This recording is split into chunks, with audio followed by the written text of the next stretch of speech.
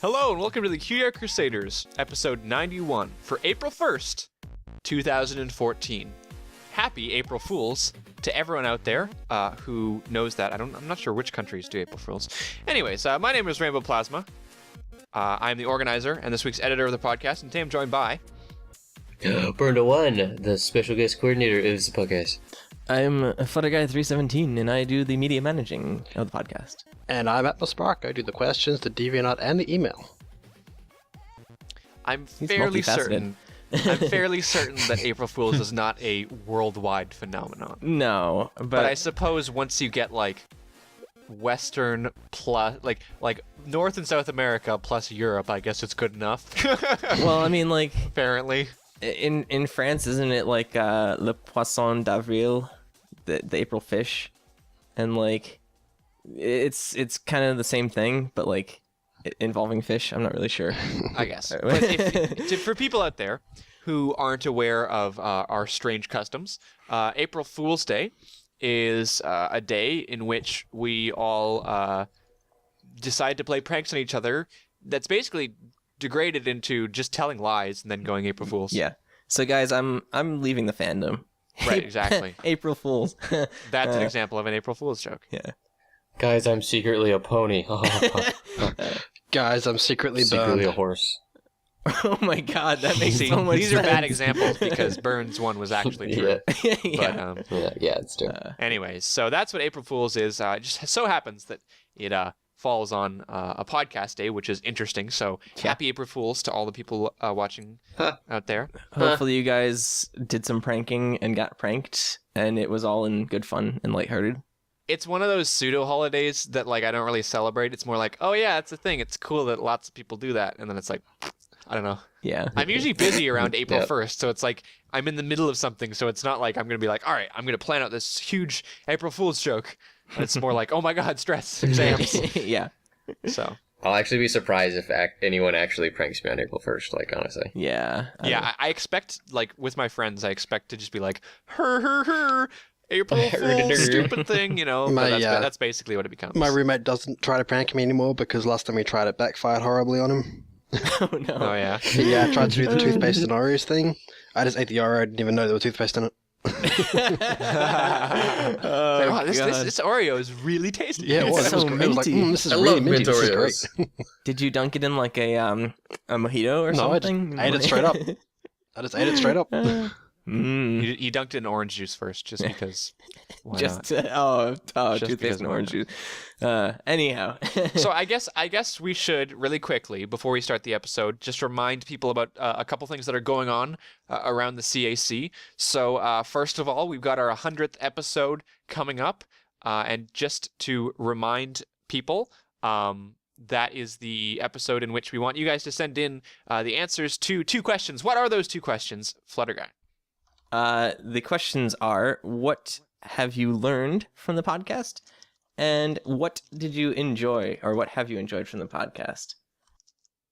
Yes, so what have you learned and what have you enjoyed? Send that into our email, cutieartcrusaders@gmail.com, and we will try to put that on the show for our 100th episode when we will be kind of discussing that and that topic and stuff like that. You can You can send in text or audio. Yes, text or audio, thank you. Yeah. We also have some stuff coming up really soon for Crab Battle. Burned, what can they send into our email? If you can send into our email a piece of Crab Battle fan art that you have made. So just a picture that is a Crab Battle that you have made specifically for a special Crab Battle episode that's going on. More details in our DeviantArt journal. Yes. Should be in the description. And just send it into our email. And that's coming up in, a couple of weeks now, right? Yeah, 2 weeks. Yeah, Crab Battle. 2 Crab weeks. Battle Part 3. So remember, Made by the fans for the fans. April 11th is the last day that you can submit for that. Yep. So make sure to get on that. So those 2 things, submission. We got lots of submissions. We're relying on you guys, but I know you guys are awesome, so you guys will get to that. Speaking of getting to it, Yes. we should probably get to this episode. Yes. So our theme for this week, we kind of thought long and hard since this is April 1st, April Fool's Day. So our theme for this week is Mahower. None other than Mahower, the lovely shower of man. It would be the absolute best thing to do in this situation. And we've been, frankly, waiting for a very long time. So I suppose, I mean, without further ado... I've been waiting my whole life for this theme. You have no idea. Wait. Sorry. He's here? Guys, we can't do this with him here. Guys, who invited Mahower to the call? Who invited Mahower to the And was this you? It's funny because I was actually super pumped for this theme because I actually commissioned art specifically for this theme. I'm pumped to see that too. Yeah, it's true. I totally planned on this Mahower theme. Man. Now we can't do it with him here though. See, look at this. Bernd has gone out of his way to get this commission done. Yeah. By Bernd, who did this commission? This commission is done by...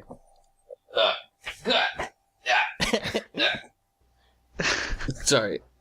Andy Price, sorry. This commission's done by Andy Price. Man, that's awesome. Bernd has gone out of his way to get a commission for Andy Price to do this Mahower episode, and now we have to just throw it all out. Yeah. Wait, you know what? Just So, guys, just throw all of it out. Okay. You know what? Just throw. You know what, Mahower? While you're here, Yeah. you might as well stay. You know, we got to you're come up with cool. another theme though. You're like a cool last guy. minute. It's not your fault that you exist. Okay. It's fine. Sometimes You're I a feel cool like guy. it is, man. Guys. So, Mahower, do you have a theme for us like that we can actually use since you're here? I mean, there's nothing that could come close to the Mahower theme, but of course. Yeah. I mean, I've gotten requests from people that you guys should do a Spike episode. I guess we can kind of gather some art up A for that. spike episode, huh? It's nothing close to Mahower, I'll tell you that. Yeah. But it's something. No, I like it. Okay. We'll roll with it. Sure. Let's go with the, okay, guys. Shift focus here. Just give it a second, but we can do that. All right. So we'll switch over to a Spike theme. Sorry, audience, for this mess of. Oh my god. Yeah. You know. just don't even get me We're started on this professional, one. I But swear. Yeah, it would suck if they raised you up and crushed you like that. we are professionals and we can totally handle this. So let's do Spike. All right. Thunder guy, you got this. Yeah. Okay. Our first piece is called "The Power Ponies," 16:9 by Mystic Alpha. Well, the 16:9 isn't really necessary. I mean, it's 16:9. It's just the version that fits the screen really nicely. There's also Yeah, a 16 by 10 so- version. There is a 16:10 version. Yeah. So Mystic Alpha does this thing, I guess to explain a little bit, where Mystic Alpha is basically amazing. And what he does is he takes all of his pieces that he does and he makes them into like wallpaper sizes, so like standard sizes. And anybody who's listened to the podcast for a while knows that I am a sucker for standardizing sizes. So 16 by 10, 16 by 9 wallpaper sizes, perfect. Ooh, Yeah. love it. Look at how nicely it fits the screen here. You can easily use that as a wallpaper on your 16:9 monitor. That's say 1080 by or 1920 by 1080. You could. Or Right, exactly. I love it. I could use this exactly. So yeah, Mystic Alpha, mad props for that. You guys should probably talk about the art. Yeah. But I just wanted to give mad props to Mystic Alpha for doing that so frequently because that is just amazing. So we haven't had Mystic Alpha on in a long time, but I love his work, especially his shading style, because it's always so fantastic. And it's a little bit different in this piece than we see normally, because he does this kind of hatching style. But in this piece, he's using a combination of hatching and also some hard shading. And his hatching in this piece is a little kind of messy. Whereas normally in his other pieces, his hatching is very strict and like I disagree layered and because stuff. that Yeah. hatching is his signature. I my was gosh! I was Oh my about to gosh. say, did you notice that the only messing hatching is his name? Yes, I was looking at it as I was saying that, and I'm like, wait a second, those are letters. Oh my god! It's Yeah. because he's made each one of these the characters individually. Like I don't know. Like I can see the Twilight in the more from section, but because when he made this, it cut off his signature from each character, and he's got one on the bottom corner. That is the signature now. So if you do take that one little piece of it, it'll be a signature. Yeah, That's really cool. I didn't even notice that till you said it. That- That's awesome. yeah, that is a fantastic way to incorporate your signature. Yeah, right. Oh, man. Creative. Yeah. Super creative. And I mean, that's directly in his style. Mystic Alpha does that a lot. He's got very distinctive styling to him. Mhm. And one of the things that is really common to him is like, again, this kind of hatching thing. So he recognizes, look, I do hatching a lot. I wonder if I can sneak in my name for the hatching. Because you're right, I did notice that it was a bit less orderly. Yeah. So I was looking through and I was like, why does this look so Oh like my I was goodness. noticing on every single piece there was a part of it and I was like, wait a second. Every single piece there's a part that's not orderly. I was just looking through his more later works, like the stuff that he's done most recently, and it's in like pretty much every single work of his for a little while Oh actually. yeah. Really? Yeah. So I guess Oh, he's that's like awesome. switched up to that, but that's a really, really cool way of It's a very creative way of doing it. Yeah. Yeah. It also ensures you Uh, can't just like Photoshop out the signature. Yeah, Oh, I that's think that's a kinda big problem that he was finding Yeah. was that if you can put the signature in the corner, but then people will just zoom in Yeah. because art thieves will be art thieves. Yeah. Yeah. So Yeah. Or they don't even Um, bother to cut out the signature, they just put it up. I Yeah. guess yeah. I do love the way that Mystic Alpha does use shading though in his pieces because the ponies for them like by themselves are fairly show accurate in terms of like how they're all outlined and the outlines kind of match their fill colors and stuff like that.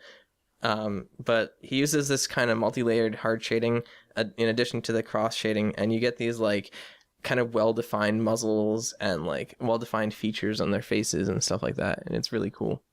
It's very cartoony, but it's also, really, really well done. Yeah, I think that is definitely what sets him apart. He's got a little bit more to him than just so accurate with interesting shading for sure. There's some certain techniques that he uses, and he uses a really interesting program to do his art in. Doesn't he use something like Manga Studio? Yeah, that's the one. Yeah. Yeah. Where So it, that's- it looks vectored, but it's not. Yeah. The way his brushes work is just really, really clean lines. Yeah. Which is something that you would see in vectors and not really in like the more traditional or even some digital when you're dealing with brushes, but like something like this for sure. Yeah. Yeah. Power Ponies. Yeah. I guess this is a good time to kind of like reminisce about the Power Pony. What did everyone think about the Power Ponies as characters in general? I liked them. It was really cool to like have that comparison to superheroes that we know in other shows and movies and stuff like that. So like for instance, like Rarity being Green Lantern and like Pinky being the Eat the Flash. Flash, yeah, Flutter Hulk. yeah, Of course. I guess Of course. It's just Storm. always tying back to culture like that, like especially pop culture and comics and stuff. I think is always great. I mean, I'm at a Comic-Con right now, so what's that? Yeah. I like the Well, my fact that they audio's weren't like super overt about it. Like they weren't like, look, Pinkie Pie is the Flash, except with one letter letter change. the Purple Lantern. Yeah. Yeah, like it was a bit more personalized in a Yeah. way. So I like that. yeah, and the characters definitely fit, or like the personalities definitely fit with the characters. Yeah, they put a lot of time into that. So that's cool. That's cool. Yeah. One more thing that I noticed in this piece, which is amazing, and I don't know if, I guess Mystic Alpha does it a lot now, is with the eye shading, because eyes are usually gradients on ponies, and in this, there's kind of like a second iris or retina that he's put on that's a lighter color, and then he's just kind of hatched the eye with this black. Yep. Which is kind of, it's an interesting style. It's like a false gradient. Yeah, Yeah. which is it sort of like tricks you into it, which is great. Yeah. The way that he does that. And it's very, very comic book like, I think, or like comic-y. So it fits Yeah. perfectly with the theme of this art, because it's, comic book heroes and stuff. Mm-hmm. Yeah. I agree. Right. So next. Sure. Sure.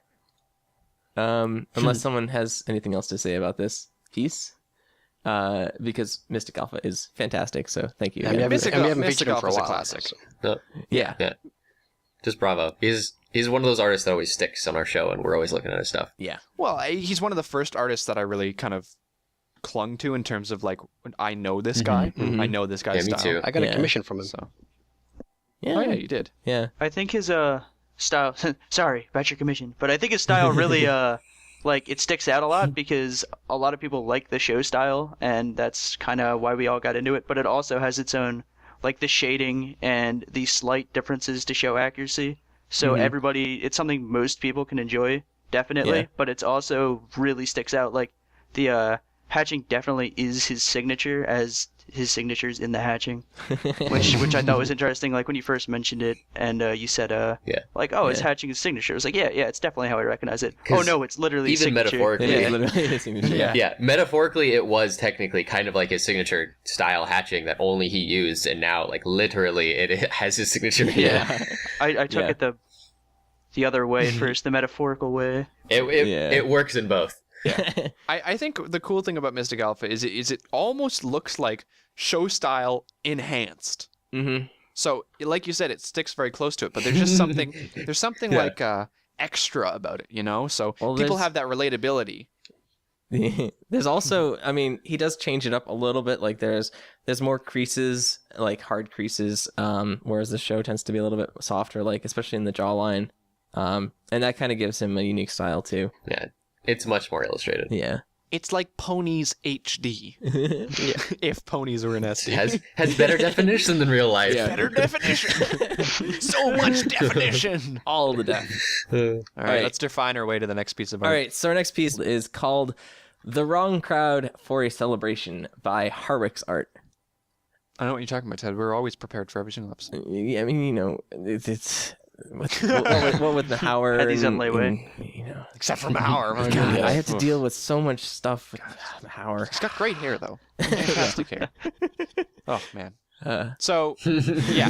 Speaking of great hair, Harwick's Art. oh man, I have Harwick's no Art. idea what your hair looks like, but I'm sure it's great. I I'm mean, sure it's look at fantastic. Pinky's hair in this piece, first Oh, of wow. all, because that is amazing. Yeah, I that actually was a planned on bringing fantastic- that That's up. what I thought you were gonna. That's what I thought you were gonna go with. You're like, speaking of hair, look at Harwick's out or how he illustrates hair. Yeah, I don't Like, know. I went over that. Yeah. No, he does.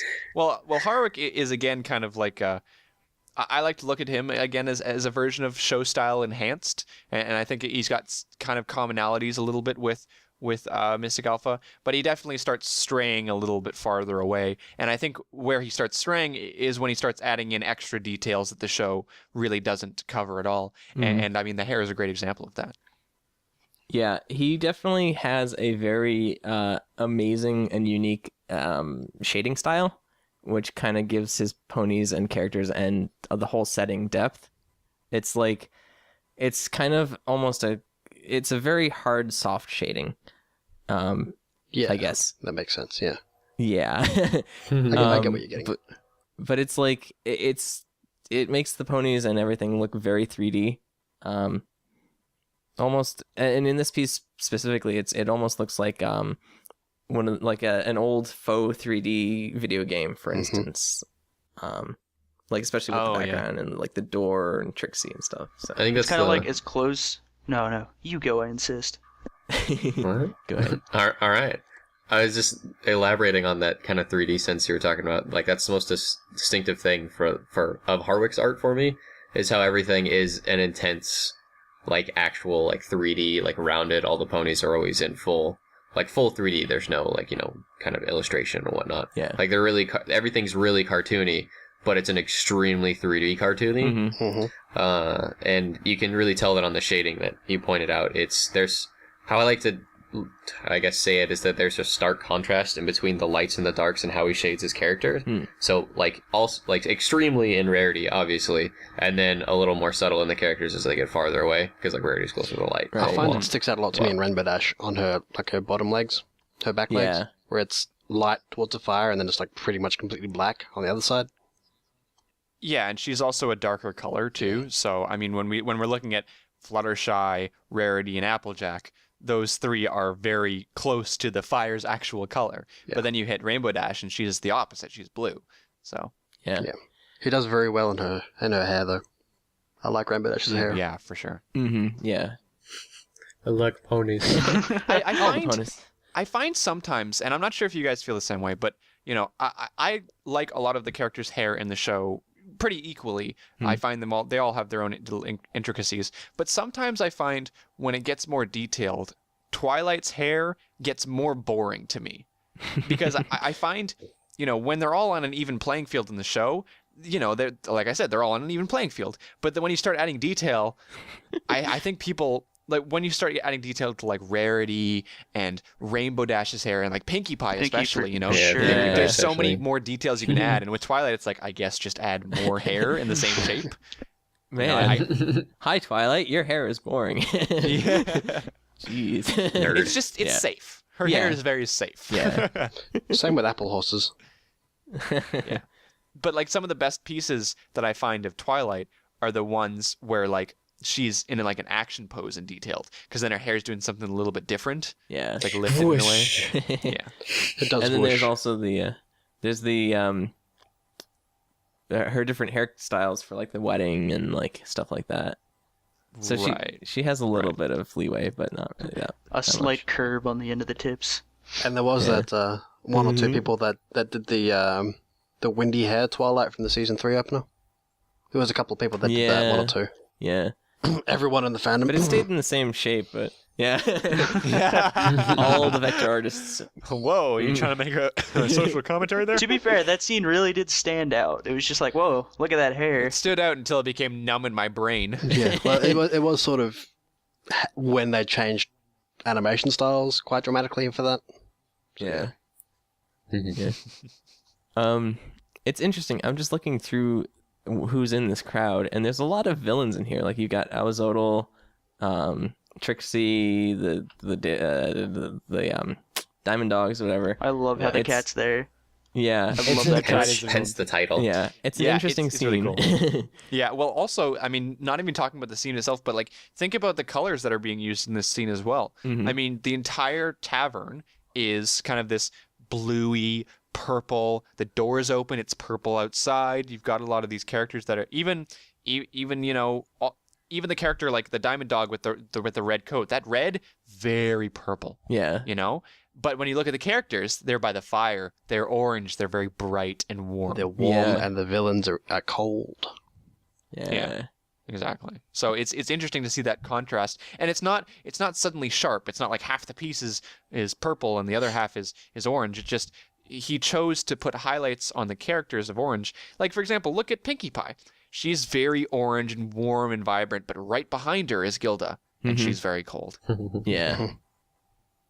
Well, and it's a warm light from the fireplace too, so it's casting on everything, and we're relating the warm light of the fire with like the characters that they're hitting. So the other things that are actually in the background, the fact that they aren't the same kind of warm light as the fire makes us see them as like in the background. So Yeah. if they were lit and they were warm, then we totally see them as like on the same plane as the ponies and actually closer and by the fire. The fact that they aren't makes them like far away from the fire. You know what I mean? Yeah.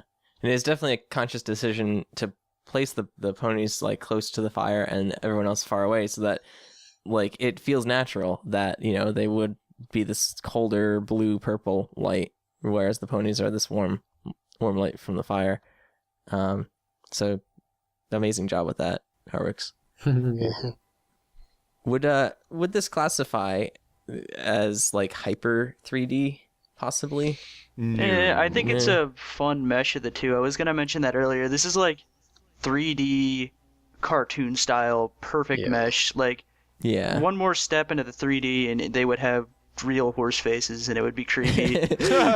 Uncanny horse valley Like, there. this is Well, the I mean- happiest medium of 3D for me, definitely. Yeah. Yeah. Yeah. Yeah, you have to be careful to keep kind of the cartoony style in there, or else you do just get horse faces. So, Well, it's just because like Harwix is one of the artists that like he uses this like really deep shading in the and kind of the contrast between the lights and the darks is very broad. So that's why it kind of like pops out at you more, I think. So Yeah. it's I was going to mention that the way he does his lighting like that, where it's really, really bright and really, really dark, like really close together. There's no sort of gradient towards it. yeah. Like if you look at, for instance, Rainbow Dash's wings or whatever, like the accents on the wings are this really vibrant yellow color, and like the the shadow, which is really just an outline, is kind of this really dark color, so it kind of pops out at you a bit more. Yeah, that and he puts a lot of detail into the shadows and where he incorporates them. Like a great example is Rimbadash's leg, and then every single pony's muzzle. If you look at their nose, like Fluttershy's nose and Applejack's face really stand out to me. That and there's just shading on like even like Rainbow Dash laughing, like all like the shading on the other side of her nose and then on the side of her nose and all the highlights on the ponies' faces. Yeah, there's so much care put into highlight versus cut, like shade versus detail. Yeah. Also, go on. Fluttershy bunny suit. Yeah, right. Yeah, I know. Okay, it's adorable. That's her mission suit. They're all they're on some kind of journey. They're all in kind of like because they're like. That's the narrative, you know. Wrong crowd for a celebration. They're on this journey, and then they walk into like a villain tavern. I mean, Twilight's got like her Star Swirled bearded cape going on, you know. Yeah. So it's just like the capes. I was like, oh, maybe they're on a journey, but this one is just like bunny suit. That's a bunny suit. That's her danger suit, man.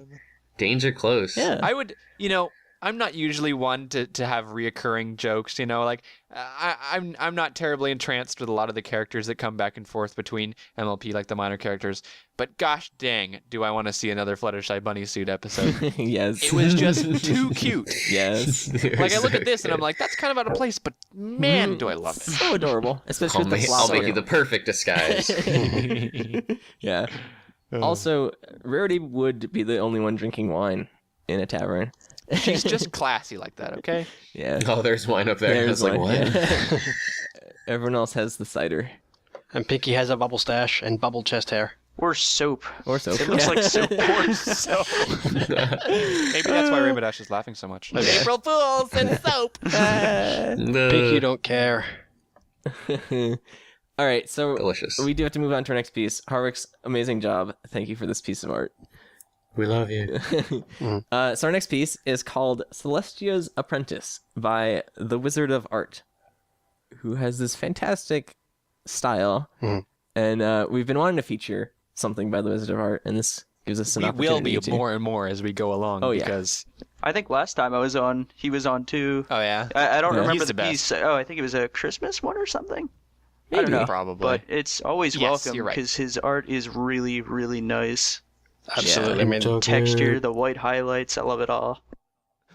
look at how individual Twilight's hair is. this one is an absolutely fantastic example of what can be done with watercolor. This is watercolor, which is incredible to me. Yeah.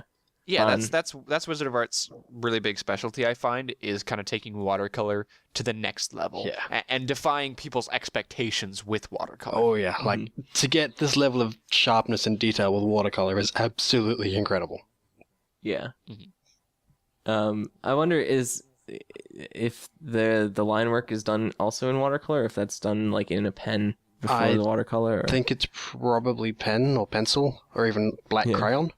And then because there's a lot of white crayon used in here with the bubbles and the water around. Yeah. Huh. Yeah.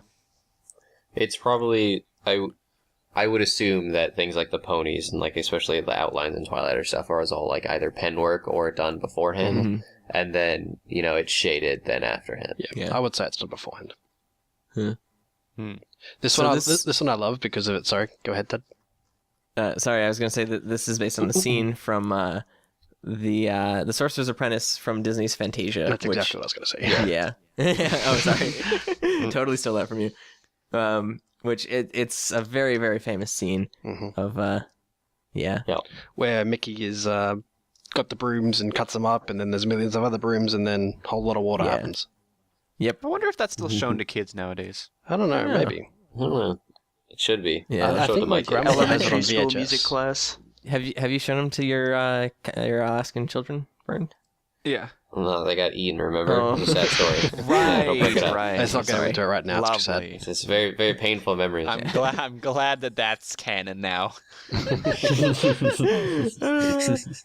have I bought a commission while I was at Evergreen Northwest, or I bought an original painting of someone who also made a Fantasia thing.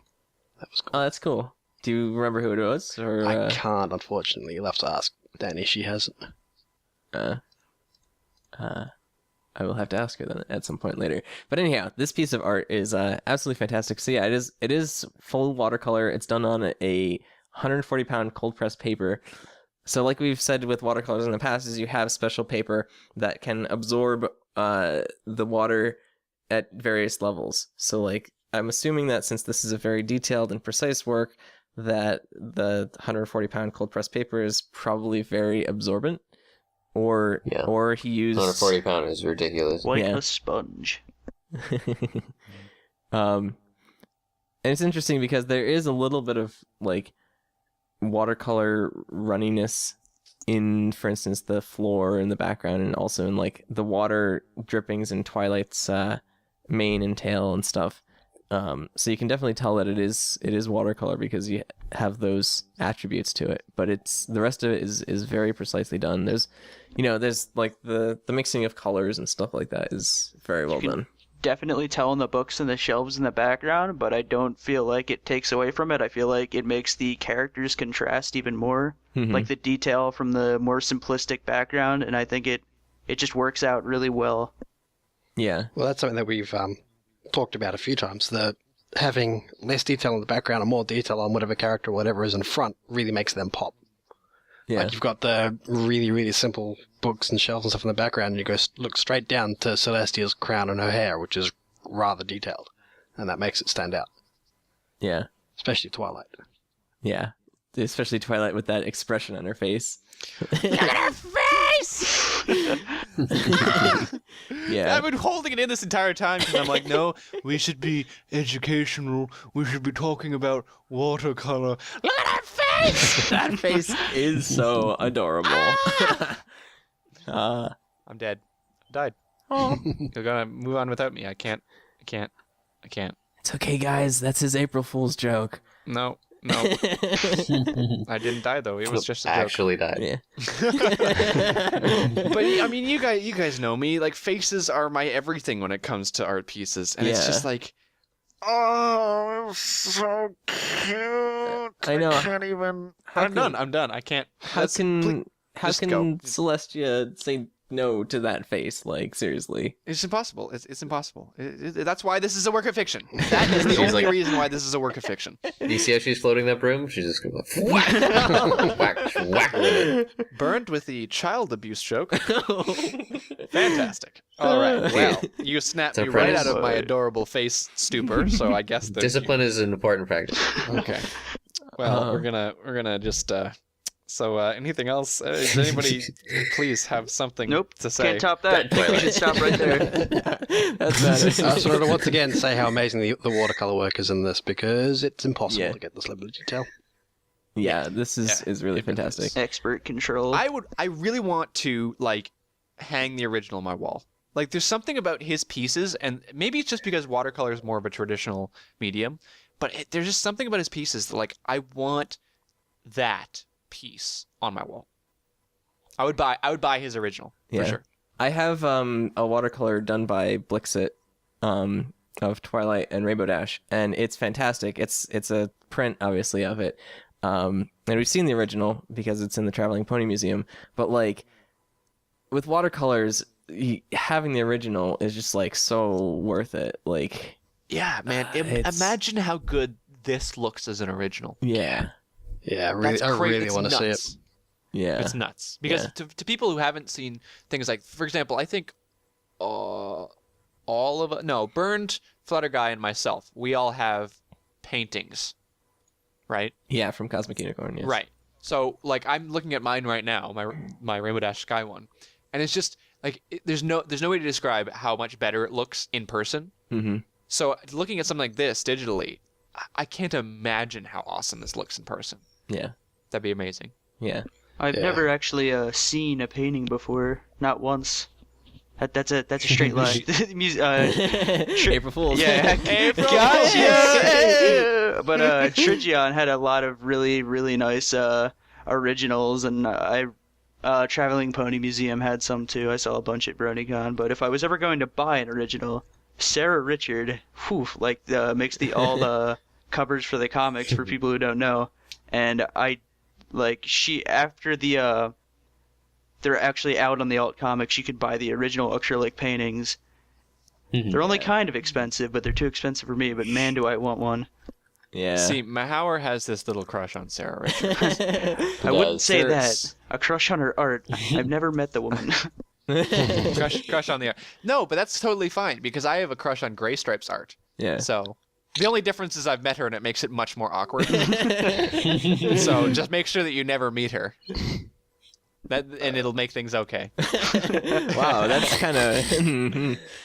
No, because then it's awkward to be like, oh, I have a crush on your art.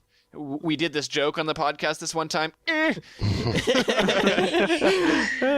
Oh man. So, Gray Stripe, if you're listening, No, Yeah. please God, stop. See, it's Stop. too late because Sarah Richards is at the Comic-Con that I'm at right now, and I'm totally gonna go over to her booth tomorrow and be like, "Hey, guess what? Guess what joke we made on the podcast?" just My favorite secret is just take Mahauer's art, or not his art. Wow. Take Mahauer's audio track with you tomorrow, and just be like, "We were recording should this print out a yesterday." picture I of don't Mahauer even- and like sign it You with a heart and put- give it You to her. put these words in my mouth. I was never like, oh, I have such a crush on Sarah Richard. You were just like, Mahauer. It's recorded. No, it's recorded. He just said it. the blackmail. Oh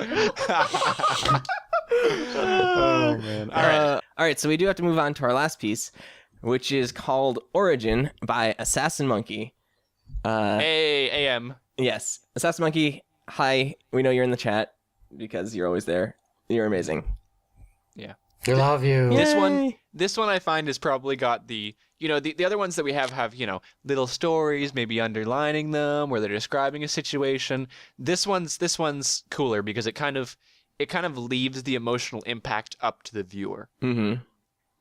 It kind of presents you with a scenario and goes, like, what do you think of it? And it's how your brain interprets it that kind of gives it its meaning. But for the most part, based on the colors and based on the situation, Yeah. it's probably going to be, it's like a sad Yeah, feeling. Yeah. those cool colors and blues are always kind of like that, more sad, melancholy. Yeah, I mean, like, there's not a warm Tones. color in this piece. I guess Yeah. you could count the sand as being kind of yellowish, but That's Yeah, but it's definitely not It's warm, more blue. super muted. because temperature is dictated by things also around a color. So the Mhm. fact of like what it's being surrounded by, even like if that yellow by itself, maybe, probably not, but Yeah. Also, Yeah. the fact that it's precipitating, like, A rain of sorts. okay, yeah, I know what that word means. I had to think about that. Excellent use of the word precipitation. Assassin Monkey did a great job because, like, this piece it's supposed to be sad. It's dictated that it's kind of a sad piece and whatnot, and like Mhm. the combination of the colors and the setting and the rain and everything like that just kind of adds to it. It's like Yeah. it's like when you're having a bad day and you're like really really sad and whatnot, and then all of a sudden it starts raining and you're just like, oh man, really? Yeah. Yeah. Just kind of like, of course it will. Yeah. Yeah. I just love when stuff's left up to the viewers for interpretation because everybody has such a Oh, different yeah. interpretation of it. But there's so many little like implied things here that I really like. So I mean, like, I'm not gonna say them all because then they're not implied anymore and they're explicit. Yeah. But here's a great one.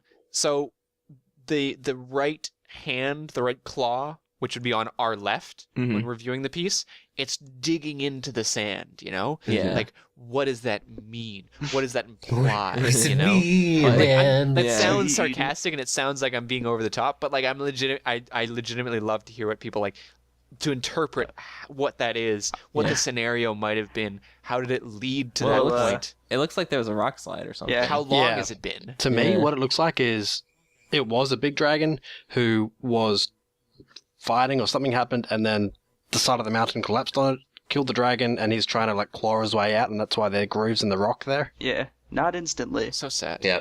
It's really cool the way that Assassin Monkey has done this pooling of water too, because like in all the claw marks, like the claws go deeper. Like that's what you see there from the last joint is definitely not the end, just based on anatomy of everything. Like the claws go deeper into the ground, but you got this pooling of water that kind of distorts your view of the rest of it, which is really really cool. Yeah. Mhm. And I mean, when you think about it, right? In order for something to skeletalize, in order for something to get to the point where it's a skeleton, it needs to be a long time. So these grooves that are dug into the ground are just as old as the skeleton, So they can't be. Sometimes people make that mistake where they have a situation like this and then they make the ground look like it's fresh. Yeah. And it's like, well, that didn't happen because it's Mhm. been years since this actually happened. So I almost, in a way, I would love to see a version of this piece in a happier setting where It's springtime. yeah, and there's like flowers. grass growing over some parts of it, like life is kind of retaking it a little bit. Life is Yeah. beautiful. I think that would be a really cool thing to see. Be a nice Yeah. spin on Because it. I like to see time in these pieces where time is implied. I like to see a little bit more explicit. I demand a series. I demand a time lapse from the day that this dragon died Yeah. all the way up to now, and all of the Please draw in-betweens. 375 pieces for one every year for hundreds of years for now. Yeah. With like a minimum of 100 pieces by next week. Exactly. So a With an question. entire time lapse of this dilapidating. a You will be question- graded on this. Isn't that what your art course is, Burton? Equestria confirmed for 10 more days than Earth. Yeah, 375. Why? Yeah. My headcanon now. Wait. Yeah. Oh my god. One thing that I absolutely love about Assassin's Monkey's work is just how kind of messy he makes it, and it's messy in all the right ways.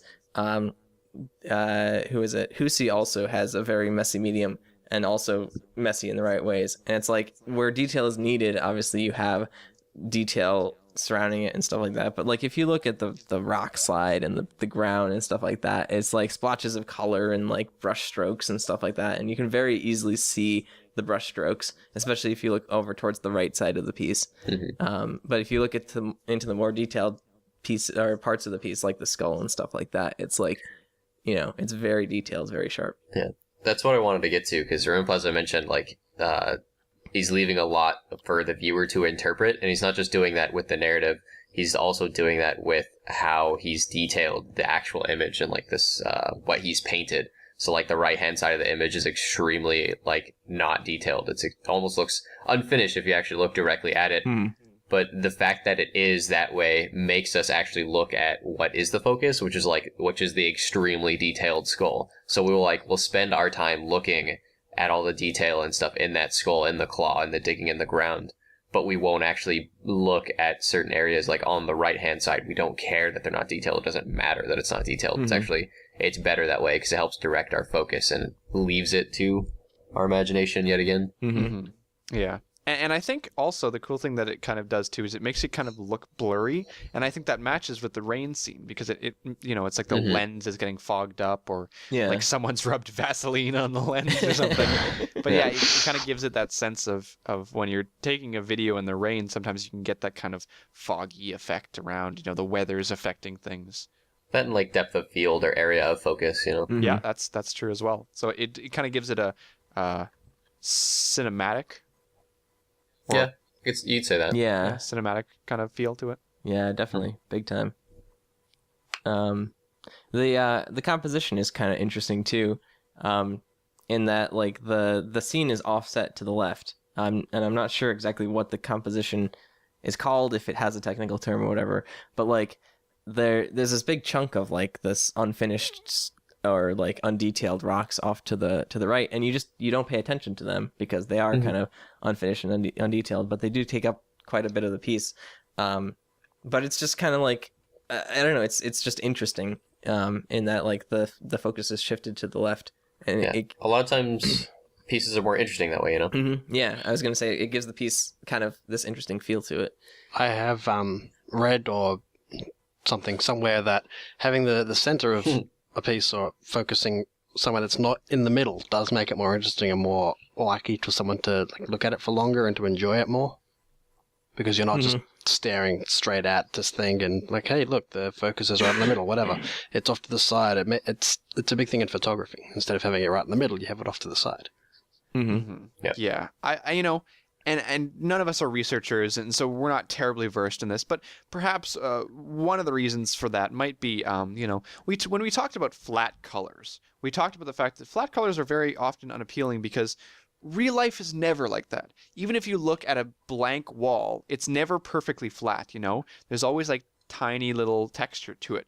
And in the same way, you know, very often in life, you're not always like something isn't always the center of your vision, you know? Like there's always stuff off to the side. It's never like perfectly symmetrical, you know, and when it is, it's kind of strange.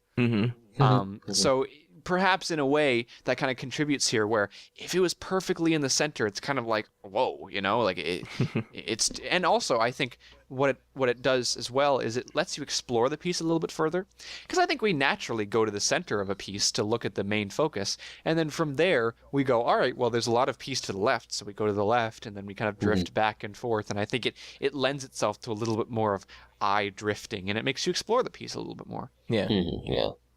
I don't know. I people who know me personally know that I come up with a lot of crazy theories that may or may not be right, but you know, I makes sense to me, so therefore it's true. Well, yeah, there's a whole big thing in like the film industry, like when you're composing shots and stuff like that, not to have everything centered because it makes it look weird and stuff, and it's a big part of art, is the whole composition of either an art piece or like a film or anything like that.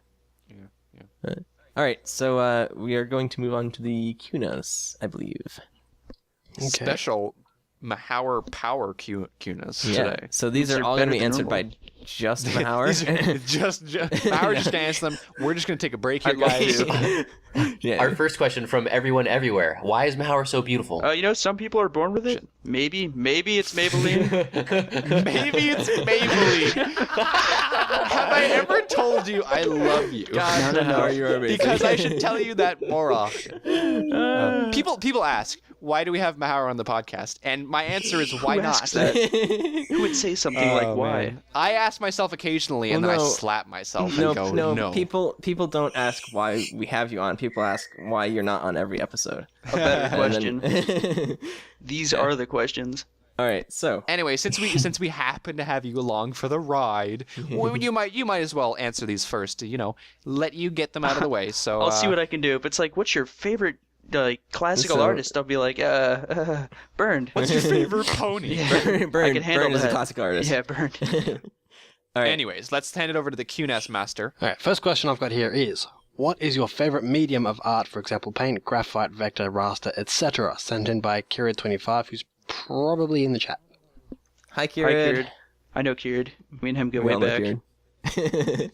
So popular. I guess I could go first here too, but it's hard to pick a like I really like acrylic artwork. It really pops. I love that, but I'm a vector artist at heart, and so it's hard to pick a favorite. It really comes down to the artist. Like I almost always love seeing acrylic, especially if it's done right, which like I'm imagining it's hard. I don't know much about acrylic, I'm not gonna lie, but I do know a lot about vector artwork, so that's always really nice to see because I know what goes into it, and I don't know. I wouldn't be able to say a favorite between the two, but one of those. Cool. I'm just gonna go ahead and say that you're probably gonna enjoy Sophie Cabra's work most, then Who, me? probably You? Yeah, you. It's funny you'd say that because we were just Oh, talking Ken about Cat, how he right? has a huge crush on Sarah Richards' work, and she Yeah, and actually she paints does. mostly in acrylic. Yeah. Oh, I know. He knows. Of course he does. Yeah. All right, I'll go next. I think if done right, watercolor is my favorite medium of art to look at. I am probably terrible at creating it, but that's because I haven't tried it yet. So, but I do enjoy watercolor. I think I tried it in elementary school. It went poorly. I think everyone tried it in elementary school. Favorite medium to paint with is finger paint now. Favorite medium is crayon? Yeah. Oh, I love it. The sponge paint. Who's next? All right, well, I'm going to go ahead and agree with Mr. Flutterguy over here. I love watercolor art. I have had a little bit of experience with it, like I own some watercolor stuff, pencils. I've experimented with quite a lot of actual different kinds of art and creative stuff. For creating, I like digital, like vectors, which is fun. If I was actually, good at making traditional art, I'd probably enjoy making watercolor or pencil sketches. but at the moment I'm not, so I'm going to go with I prefer looking at watercolor and I prefer making vector. Interesting. Burned. Oh boy. I'm gonna go with paintings. I really, really like looking at paintings, and usually the more interesting ones I find are done in oil. Just recently, the ones I've been looking at. There's some really cool things. That, and at this Comic-Con I've been on, oh my gosh, the graphite work. I didn't even know people could do that with pencil. Here, Jiminy Christmas. But I'll stick with oil. Yeah. Graphite's interesting because it's like, it's all black and white or because monochrome, it's a forgiving medium because you can erase it, right? Yeah. But it's also an extremely unforgiving medium because it's hard to do certain things or get certain details down to like such a fine point, and you're forced to paint on an extremely small scale. Yeah. So like when you do extremely large detailed things on like actual like print sizes and stuff, it ends up being ridiculous at how much time and effort is put into like said detail and like hatchwork and shading and yeah. ridiculous. Yeah. So what I've been doing while everyone else has been going through their stuff, I've been looking in my favorites folder just to kind of remind myself the kind of stuff I've been favoriting lately, and that's usually like what I've liked to see recently, of course, because that's why I'm favoring it. And I've realized that I just don't have a favorite medium. I just really don't. It's so hard to describe. Everything's on an individual basis, and I see it and I either go, oh, I like that, or I go, it's not really my thing, and that's really all I can say about it. It's just that's pretty. Don't like that. That's pretty.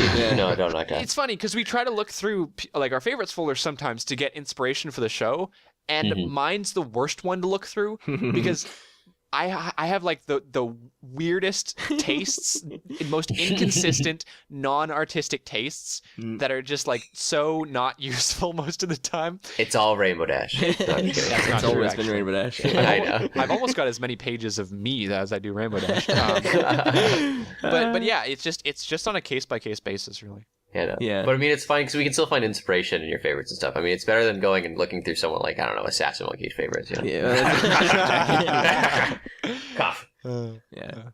I agree with you. Like that, there's every medium has like its strengths and its weaknesses, and if done right, every medium is like amazing and shines really well. And it's like, and when you start like looking at art like what we do, you can kind of pick up on these things that like artists do really well in the medium that they chose.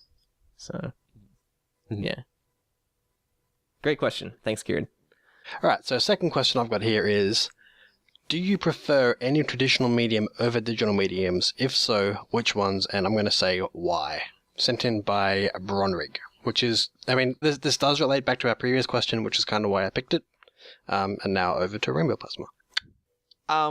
I'm just going to say, because we're a little bit short on time here, I'm going to modify this question a little bit because we can't go talking about what mediums we prefer over other ones. We can't start making a favorites list here. Yeah, again.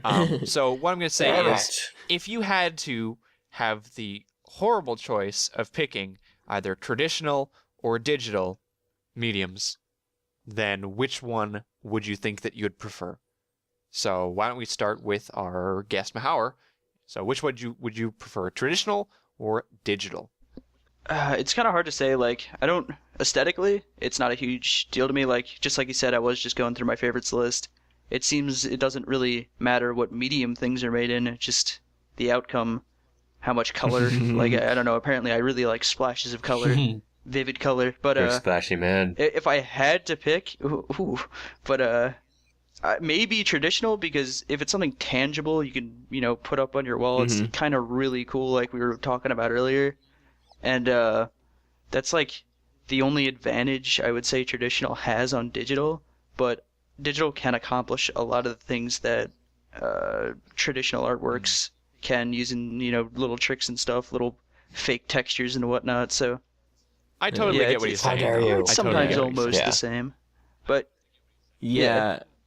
Nice. so boom, answered. Yeah, I'm gonna have to agree. Like digital works can mimic traditional in any kind of medium, really. And in some aspects, digital can push the limits because you can do a little bit more without having the fear of messing up. But like, as far as actually looking at a piece, like traditional, it's so good. Yep. I don't know why. It's yeah. No. I'm a big fan of traditional, man. I mean, it's like, yeah, you can mimic it in digital, but it's not the same. It's like, why would you try to mimic traditional with digital when you can just paint digital? Just like paint your medium and love your medium and paint digitally if that's what you choose to do. But I'm a really big fan of traditional stuff, like a lot of paintings and whatnot, just like blow my mind. And I really like sketches and like things done by the hand. It's like you can sketch on like a digital computer screen, but I don't know, it's kind of not the same for me. Sometimes just like hand done sketches are kind of special. It's actually funny that you mentioned that, because I've seen like sketching robots that like it's not like a printer where you would print out the actual picture, but it like holds a pen or a pencil and you give it like a CNC program or whatever, and it'll draw out the basically the Printing art, one moment please.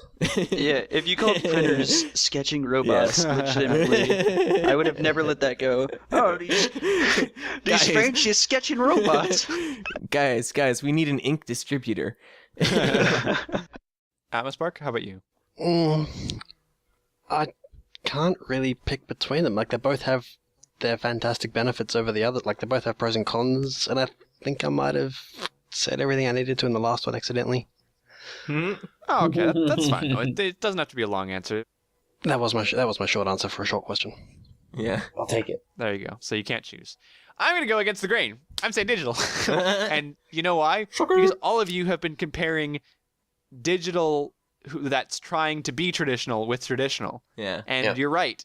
If you're going to compare like on the basis of traditional, then of course the original is going to be better. But I'm going to say digital because of the versatility that I've found in digital arts. And there's a lot of different styles out there for traditional, but there's just some amazing things, and the number of styles, the number of kind of just there's just so much to do with digital, and it's endless, and the number of effects and crazy stuff that people have done. You know, maybe at the end of the day, when you're looking at these like detailed traditional things, there is something special about them. There's something that's ingrained within us.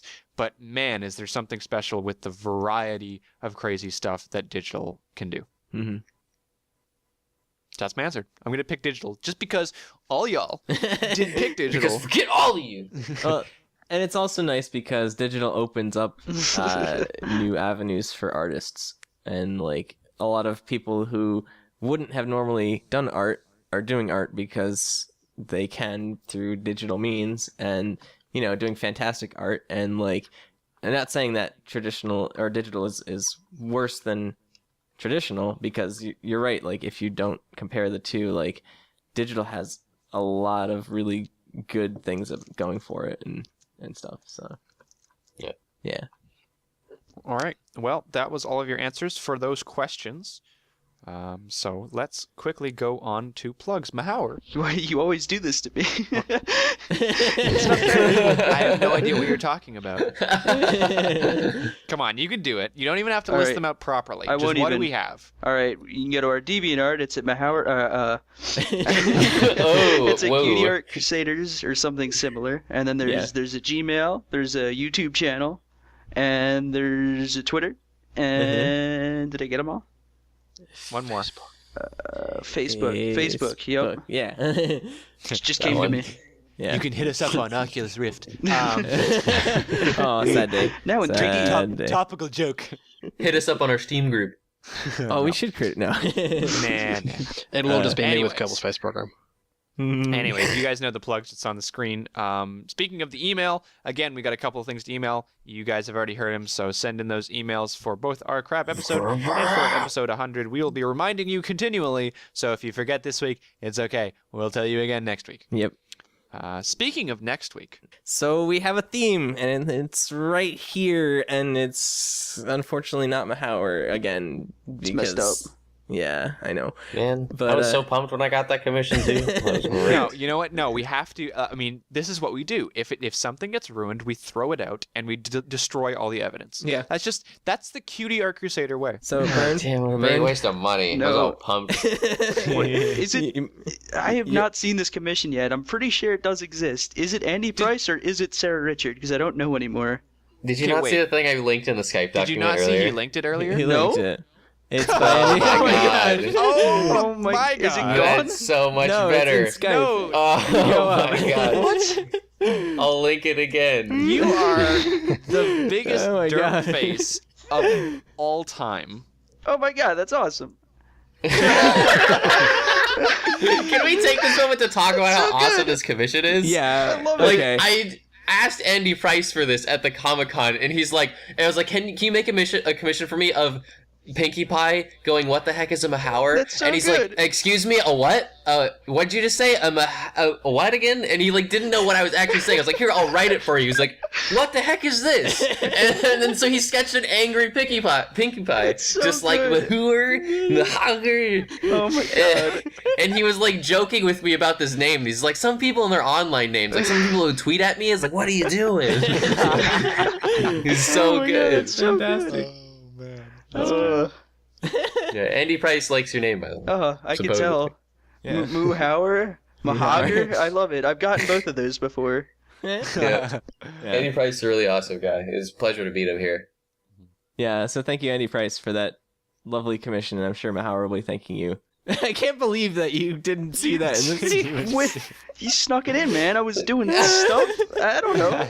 I wanted to show you, I was all excited, and then we just kind of skipped over it, and I was like, oh, I was all sad about it. Do you think I just I ignored it? Like, All right. Well, despite Mahower's complete Skype chat ineptitude, And we did his- eventually manage to get it to him. So Yeah. that means that we will have to start closing down this episode Feels good, man. right about now. So first of all, thanks for Mahower for coming on such short notice. I know For- he's for ruined everything. bursting into the Oh. chat, and oh, I mean, God. like, I know he's ruined everything, but I mean, it's not. What can you do? It was just so. It was not planned at all. And I mean, like, what are we supposed to do about that? There's nothing we can do. I thought you guys could handle it. I'm sorry. I'm sorry. Too much But faith. we're- Too much But faith. we're not you, Mahower. Thank goodness. Thank goodness that Thank you. that whenever. No, I didn't mean it like that. Well, I was like, whoa, whoa, whoa. No, I was gonna say, thank goodness that Mahower just, turns on his audio recording every single time he talks to us. Yeah. I mean, it's just lucky. It's coincidence. Gotta be Just right. just in case he happens to walk in on a Oh, the pod. CFC are in a call. I'm just gonna pop in with my audio on. I wonder how long we can keep this joke going. All right, guys. Let's wrap All right. it up. Yeah. Okay. So thank you guys for watching. Whether or not you guys are on the live stream or on YouTube, we love you all the same. Be sure to check out our spoilercast right after this. And that's everything for this week. So my name is Rainbow Plasma. But it's fun. I'm Flutterguy317. Atmospark. Mahower. And we'll see you guys next week. Bye. Bye. See ya.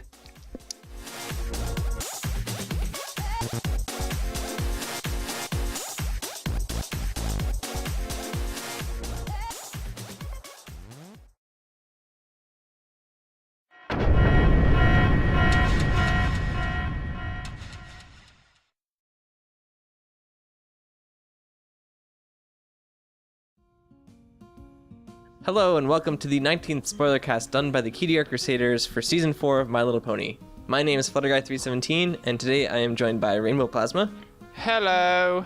Burned01, Hello. and Mahower. I'm still here. Yay! Yay. We're Power. missing Atmospark because he had to run out, unfortunately. He always has to run somewhere. Yeah. Well, it's like early for him because he's in Australia on the other side of the world. I guess so. That's true. Anyhow, so in this spoilercast, we will be going over MLP Season 4, Episode 20, Leap of Faith, which is a very Apple family-oriented episode, and also Applejack's Key episode. So there's been like an abundance of apples this season, right? No one, I'm not the only one who's noticed that suddenly like everything is Apple oriented. Oh yeah, no, there's a lot of Apple family this Especially so like much. every I time mean- it's an Applejack episode, it's a whole family episode. Yeah, I guess, but like there's just been so many Applejack episodes. I know. It's fantastic. I guess because Applejack, I mean, there is the whole thing with Rarity and Sweetie Belle, but I think we see more interaction between Applejack and Apple Bloom than we do between Rarity and Sweetie Belle. So, because in a lot of ways, Applejack is like the protective mother of the entire CMC. Yeah, That's true. Well, and I don't know if we ever gotten confirmation that Sweetie Belle actually lives with Rarity like full time, because like I'm so I don't confused think about she that does. situation. yeah, Yeah, I don't think she does. whereas like the Apple family lives all together and stuff. So Like obviously, I don't know. Rarity has like a guest room or something, like a suite, like wherever Sweetie Belle can sleep. yeah, But I don't think that's her like actual. I think you're right. I don't think they live together. It's like, Yeah. yeah, 'cause Anyways. in the one episode it was like, oh look, she's staying with you for a week, and then the next episode it was like, her school bag was in the house, like, why are you staying at your sister's house? And then she has permission for them to go to the clubhouse together over or to some house. I don't know. It's weird. It's like mixed together. She probably babysits Yeah. a lot. Yeah. yeah, Oh yeah. It's fair. probably. And I And mean, also, the school is probably closer to Rarity's boutique. yeah. Well, I'm sure like Sweetie Belle's or like their parents probably live in Ponyville or whatever. But anyhow, This is why people leave out details. This is why writers leave out details. People are like, we want more details. That's not fun that way. It's yeah, more Yeah. fun no, to speculate. we get to talk about it. So anyhow, this episode was the return of the Flim Flam brothers, and their magical cure-all tonic that they tried to sell to the ponies of Ponyville to kind of successfully. cure their to cure all of their ailments. Love it. Yeah. So I mean, this is kind of a trope that has been done several times, but like, you know, it's always fantastic. It's nice to see it in pony form. Yeah. 'Cause I like the Flim Flam brothers like as villains because I mean obviously this fits them perfectly. Yeah. They I always think they just make actually a did lot a of really money good job and of leave. making it like a little bit like not the norm. You know, I wouldn't exactly call this super tropey because I think Yeah. that they did some extra stuff that I wasn't really expecting. Yeah. I mentioned to Flutter Guy when we watched it together. I said, you know, the first half of this episode was meh, but they really made up for it in the second half. I found, you know, the second that we started talking to the Flim Flam brothers and the Flim Flam brothers came out and was just like, yep, nope, it's totally a fake. Like they all but said it was a fake. It's like, but how are you going to deal with that? Then I was like, ooh, there's the writing. Yeah. Yeah. I actually liked the first half of the episode better than the second half. The second half almost felt, I don't know, the interactions of the characters felt awkward to me, but the whole interaction with them as villains and like setup of the plot and like old fashioned trope, and even them like specifically telling Applejack is almost like a snake kind of thing. Like, yes, like it may hypothetically be fake, but it makes your grandmother happy, so Yeah. ... Yeah. What are you gonna do about it? Yeah. because it was actually kind of a slightly different way of approaching the old school scenario of, you know, just obviously this is like them making this illusion. Like obviously they made it so Applejack knew that this was an illusion, but it's like, and it's bad because Right, Yeah. right. I think they really did the whole like honesty key thing like really well. Yeah. You know, like it's not the easiest thing to do. Honesty is one of those elements that is you don't know what you got till it's gone. You know, Yeah. we talk about Applejack and how there's tons of times where she's not honest, and it's because they have to show that, otherwise you'd forget that she's honest all the time. yeah. Yeah, well, it's like any episode with Applejack, like, is going to be focusing on, well, not necessarily focusing on her element, but, like, that's the thing, like, with her being honesty, it's so hard to kind of focus on honesty without, like, showing the opposite. And you and I talked about this. It's like with honesty and also with loyalty, kind of those two are the tougher elements to represent without having to kind of flip it. Yeah, you have to like show the bad side first with kindness, with generosity, you know, with laughter. It's easier to show the good side of it without having to show the opposite. But I find with loyalty and with honesty and stuff, it's not quite as easy to do that. So a lot of times they default to this position of, we'll just have them do the opposite. Yeah, even in Twilight they did do that. I mean, she's kind of the smart one and the one that keeps them together and is the binding character, if you will. But I mean, there's been episodes where she just goes bat crazy and Oh, yeah. There's goes there's all wild. those episodes for every single element. I Yeah. find I just find it's a little bit harder to get the non-crazy episodes with loyalty and honesty. but it's relatable, you know, because we can all It's like true. we all like to be Yeah. good people or nice, and like a lot of us will step out of that and we'll be rude to someone or be mean to someone. We catch ourselves or whatever. It's Yeah. a relatable thing to not be yourself. Yeah. Yeah. Definitely. So there's a song in this episode which is very, very reminiscent of the first Flim Flam song. But they basically sing about their tonic. And there's points when the crowd is chanting like tonic, Yeah, tonic, like love it. cider. Yeah. It's so good. I really like that old, that kind of like, is it show tuning or what would you Yeah. call that? Because I mean, It- there's like the what is it, Troubled River City that they were tossing back to with the Yeah. cider thing. Like, oh, we It's got a- trouble. It's Yeah. a vaudeville kind of thing. Yeah, Yeah. I'm not a terribly big fan of the style, but I love Well, that. no, but it fits the theme. It's kind of like a circus act kind of thing. Yeah, I'm not I gonna really like, liked listen to in it. the but- yeah, I Yeah. really liked in the beginning where they had like the circus music kind of playing in the background and like attracted them to that. Like Yeah. that, I really liked that lead up, and then eventually like now they're doing their little circus or whatever song performance thing. I Yeah, think that was I think cool. they fit this role better than the. I mean, they're both traveling sales ponies, but this one seemed a little bit. I don't know. I like their role in this one better than I did the last time that they came around. Yeah. Nonpareil, don't forget. I love how the town's ponies or whatever are always like straight up almost zombies. Like I hear music, I'm going Yeah. ahead. Tonic. And they're all like in the opening scene where they're all like beat up and like have like Yeah. crutches and they're like dilapidated and they're like and just like migrating to this sound, to this ominous noise. I was like, this is kind of creepy. Music's the only thing I can enjoy now that all my legs are broken. And then like the Apple Bloom and Granny Smith start walking, and Yeah. Applejack and Big Mac are just like, oh, I don't know, man. This is creepy. This is a bit Yeah. strange. Yeah. I love Big Mac's reactions in these episodes because like he's very like obviously he doesn't talk much. He says yep and nope.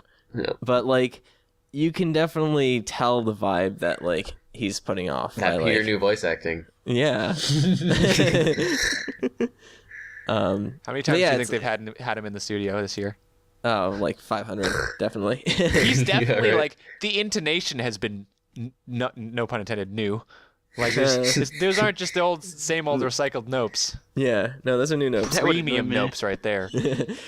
No, but it's just like him being stoic enough and like I don't know. It's it's a combination of the voice acting with what little they give him, and also with like the animation and like character placement and stuff. Like I don't know. It's there's a lot of like subtle intonation from him. Well, I also like the fact that he was a supporting character to Applejack, right? Yeah. Like there wasn't just like, oh, you're just crazy, and like she's all by herself. Like there was like Big Mac was like, yeah, this is a bit strange, isn't it? Yeah. Like there was kind of that kind of like, Apple Bloom and Granny Smith almost versus, even though it wasn't really a super big conflict. Yeah. Yeah. It was she did have someone on her side, which is nice because sometimes it's kind of annoying to always see these ponies on their own. Yeah. I don't like it. I like supporting families. I liked when Granny Smith was trying to bug him to go, like, let's go do some chores. Like, you want to go buck some apple trees? Oh, yeah. And he's just No. like, he didn't even say No. no. He was just like, no. Like, I don't want Yeah, to do it's that. so real. And like, when he didn't say nope, I was like, Yeah. That was great. So good.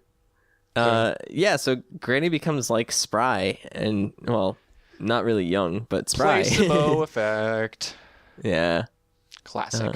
Yep. If you don't know what the Placebo. placebo effect is, Google it. I don't care enough to Google it myself. I was actually waiting for them to drop that word the whole time. It's like say Yeah. placebo. Catch the children. do it. I guess there's two different ways of saying that, right? Placebo It's- and it's- Placebo? placebo. I'm dumb. what? Where are you dumb. from? I'm dumb. I mean, it Never could be mind, a I'm just Canadian dumb. showing, but Yeah, man, two ways. I've definitely made that mistake like 8 times in my life, and I still haven't learned. Never mind. It's placebo. You're absolutely right. The second I heard it right, I was like, oh no, I'm the idiot. oh, I said Nah, it wrong. dude, Yeah. there's mind. totally Placebo. two ways to say it. Don't second guess yourself. Just gonna cry. This reminds me of some Scrub reference. Or Scrubs, not Scrub. Like the show Scrubs? Or was Yeah. it Scrubs? Scrubby Scrubs. It's Scrubs. Yeah. I forget what it was, but it was really funny. It's just like, I've heard it both ways. Yeah, Mm. You remember what I'm talking about? I do. Uh, I've heard it both ways. Oh no, that's a psych reference. That's a psych reference. He says I don't something know like what the heck you're horribly talking wrong. about. Man. Never mind. Move on. I got you. Thanks, Howard. Please, Thanks. God. Don't worry, I'm here for you. I watch Psych. I have no idea, but yeah, cool reference, bro. References are off the charts. Thanks, bro. No, but so Applejack is I like Applejack. Obviously, No. everyone I do. knows that because she's like one of the more level-headed of the ponies, and she's like very skeptical when it comes to things like this tonic, this magical mystical tonic or whatever. Mhm. And I don't know. I like being not like paranoid about things, but being skeptical about things that like seem too good to be true. So at least like she's kind of relatable to me in that aspect. Yeah. And especially like in this episode, like, you know, it's very easy to tell that something fishy is up, but like, you know, she kind of led the charge with Apple Bloom to go and figure out what's going on. Well, again, like it's, you know, there are those episodes where these people go crazy, and they're great and all, right? I love them. You know, the Twilight, one of my favorite episodes is Lesson Zero, when Twilight goes absolutely Yeah. nuts, and I want to Oh, see yeah. that again. Oh, But yeah. at the same time, it's kind of nice for them to step away from that formula a little bit and kind of experiment with like, you know, the conflict that she had in this episode was super mature for a conflict, you know? Like this is, again, we get back to this whole, this is a little girl show? Like, what? Like it was really a deep conflict, and it was super two-sided. And as I've talked about this entire season, I like these two-sided conflicts where there is no real right answer. We just have to kind of figure it out for ourselves. Yeah. Yeah, it's interesting too because like Applejack is very family oriented, and like the whole Apple family is obviously family oriented. So it's interesting that that's how they presented the kind of the conflict is, you know, you have to choose between your family and the truth almost. And Yeah. And it gets to that aspect too. It's like, where does a white lie go too far? You know, Yeah. that whole aspect, the whole aspect of white lies, you know, is very interesting because it's definitely a moral, like it's a weird moral middle ground. yeah. It's a gray area for sure. Yeah. So at the kind of initial act of like showing off the tonic, there's this pony that is part of the act that we find out later, who has crutches and supposedly gets healed by the tonic, but like doesn't actually need crutches because he's just an actor in the play. And he was kind of like Applejack's Coco Pamel. What a strange character, huh? I know. Silver So, like- Shill. I loved his name. Yeah, I know. Corporate Shill. He was But, a bit of a strange character. Yeah. Yeah, it was interesting though because like the two of the key episodes we've had something like that where we've had another character like who we've never seen before. Well, actually, and I guess All of them. in all of them. It's really. about teaching their but element. this one was similar to the Coco Pamela because it was someone who was on the quote unquote bad guy side Yeah. who saw the Whereas, error like- of their ways. Yeah. Whereas like Cheese Sandwich was like, you know, not in direct opposition to Pinky. He was like, yeah, Right. Yeah. And I mean, like, I do like the fact that they decided to do that, and it really made sense in this episode too. You know, seeing the hard decision, because Applejack did have to make a hard decision because she did say this lie, and maybe it wasn't as dramatic as she said it was, like, oh, I hope you'll make it up to me, you know, like that was a bit dramatic. But at the same time, like, she still had to make a hard decision and live with the consequences. And he looked at that and he said, you know what, that's really amazing that she would go out and do that and like live with these consequences, you know. And Yeah. he's like, you know what, I should learn from that. So it was a really nice way to teach that kind of lesson in a similar way to how Rarity taught Coco Pamel to be generous. all be like Applejack. I shouldn't lie. Apples. Become one with the apple. Yeah. Speaking of being Apples. like Applejack and apples, it's interesting how like Flim and Flam totally twisted Applejack's words, like because you know Yeah. that one, yeah, that one pony. I don't know the fandom name for her. But she was like asking Applejack if it worked, and Applejack didn't really want to tell the truth because it made Granny Smith confident, and it it kind of boosted her ego a little bit.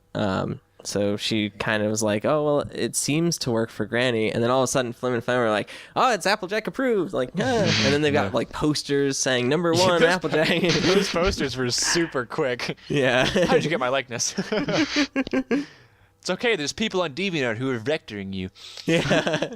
No, those were the Hasbro stock vectors. They had the pointy nose. They were so stock, weren't they? They were, yeah. It's like they're self-aware now. Yeah. Yeah. I love it when they do that, when they become self-aware. Yeah. It's so good. Yeah. But yeah, so Granny and Apple Bloom do this like little show thing in the water, which is interesting. It's also interesting, something that I picked up on is that Apple Bloom at the start of the episode is wearing these floaty things. And then at the end, when she's like doing her routine with Granny Smith, like she doesn't have them on. So I don't know if like she got more confident she got, like, in the taught by Granny Smith. Yeah. That's family bonding. Dude, I missed that. Yeah. Yeah. Actually, I like to think it was the tonic. It was the tonic. Wow. Well, there goes my moment. Yeah. This tonic really works. I can swim. Oh. Yeah. She just starts eating the water, apparently, according to Bird. No. Yeah, so they do this like really fantastic routine, win the competition of whatever Of champions. it is that they're competing in. And then Granny Smith goes on to do this high dive thing, which is really, That really pool of bad water idea. was so small. Yeah. I like a Flim and Flam, but like, yeah, she can totally do that. She can make that. Yeah, it'll be fine. When she does this, our ploy will totally still be in effect. Yeah, if our this product will goes wrong. definitely not flounder. And they were if she just like dies. super confident. Where it's like, yeah, if this doesn't go well, yeah, we'll be fine. Yeah, Yeah. we'll let her do this. The one thing that would have been interesting is before that actually happened, if they like tried to stop Granny or something, and then like yeah. after Applejack like actually stops her, then it's like, oh, you totally could have done that. Yeah. Yeah. Anyways, I think that's a bit nitpicky. Yeah. Yeah, I think them I think they still make a good going with the joke is better anyway. You know. Yeah, definitely. What a joke. Yeah. We tricked you all. Ha. April Fools! we have all your money. I really They like always do, Didn't they man. get away too? Yeah, dude, they just Yeah, shoveled they out the did. They back. have I all their love it. money. Yeah. how they just like faded into the crowd, whereas like when she's telling everyone that that's a fake, and they're just like, It was like that Homer Simpson thing. Yeah, where it's exactly, Like he's like sink into the sliding back into bushes. the hedge. Yeah. they're just like, now's our time to go. Yeah. That was fantastic. And I love how it just cut to them. It wasn't like part of like anything. Yeah, she was still talking. She was writing, yeah. Yeah, it was so good. Which, by the way, Applejack writing from that angle underneath the tree, so adorable. Holy cow. Well, it's the whole without the hat thing. Yeah, I was about to Yeah. say, It's like the let your hair down Applejack. Yeah. let your hat down. That's her version of let your hair down is stop wearing the hat for 2 seconds. Put your Yeah. hat down. Take your hat off, you know. Anyhow, so Granny Smith gains this confidence and like doesn't have to rely on the tonic anymore, obviously because it was fake, and so she now is no longer afraid of the water, which is great for Apple Bloom and herself because they get to like hang out together and whatnot. Yay. Family Yay. bonding. Yay! It's adorable. Yeah, That was a good episode. I liked it. yeah, cute. I did too. I'm still opposing Burn. I think the first half was meh, and the second half. I don't know, it was a the- nice I think the slice second of half life. was meh, and the first half was. I don't know how we managed to disagree on everything except for our opinion of the episode in general, Burn, but we do it every time. I know, it's like- good. It's a good. Yeah. It's a good mechanic to always have opposing views. Yeah, But the only thing we don't oppose is the fact that we usually like the episode. Yeah. How opposing can that be, though? Like, It's two sides of the same coin. speaking of coins, Whoa. That's my point. Applejack's key is money. Oh my god, I love your transitions. Holla holla, That was get amazing. dollar. I was like, how could you possibly transition that? I was waiting. Worth the wait. It was impressive. Yeah, Yeah, I agree. Holla holla get dollar. Yeah. Applejack's thing is money. It's a bit strange. It's a bit strange, but I'll go with it. Yeah, I'll go with it too. money. Ends up spending it on something. They can never open Yeah, the well, box. exactly. Yeah, I know, I guess it didn't work, guys. We can't open the box. We're Yeah. all screwed. That's I all. had Supposed to find to. that 1 shilling. I had to buy apple seeds to feed my family. So. Yeah. Anyhow, we got to wrap up because we're short on time. So I'd like to thank Mahauer for joining us for the spoilercast. Anytime. It was fantastic having you here. Thanks, And, man. Here. I think we all enjoyed this episode. It's good. And we'll see you guys next week for Spoilercast and for Cutie Art Crusaders. So Okay. my name is Flutterguy317. I'm Rainbow Plasma. Where's Bird? I'm Mahooger. We'll see you next Mahooger, week. excuse me. Bye, guys. See ya.